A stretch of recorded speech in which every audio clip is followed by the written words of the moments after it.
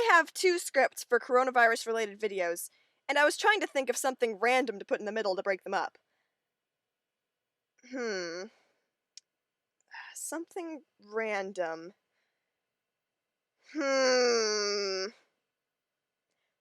Ducks.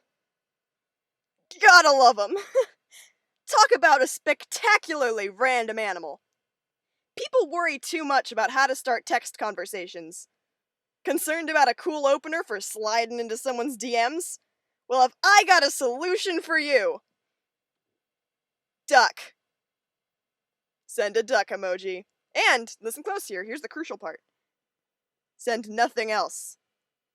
Just a duck. Guaranteed conversation starter. Because whoever you're talking to is doubtless going to wonder why on earth you sent them a duck. And it's as simple as that.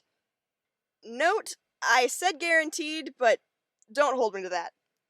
If whoever you're reaching out to is too lame to respond to your fantabulous duck, frankly, you shouldn't be wasting your time with them anyway. They aren't worth it. And, just saying, back to real-life ducks and not pixel ducks. Talk about power, man! Going to a park and feeding the ducks is so much fun. Why? I don't know. They're just ducks being ducks.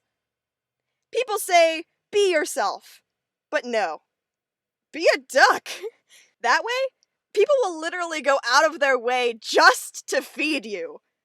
There are some places that actually had to go so far as to put up signs saying not to feed the ducks. But do people listen to those signs? Psh, no. The ducks literally have us breaking the rules, and in some places the law, rebelling against our own kind, just so we can feed them more bread. The power! And oh my gosh, the noise they make. Other birds, they chirp, they tweet, they sing.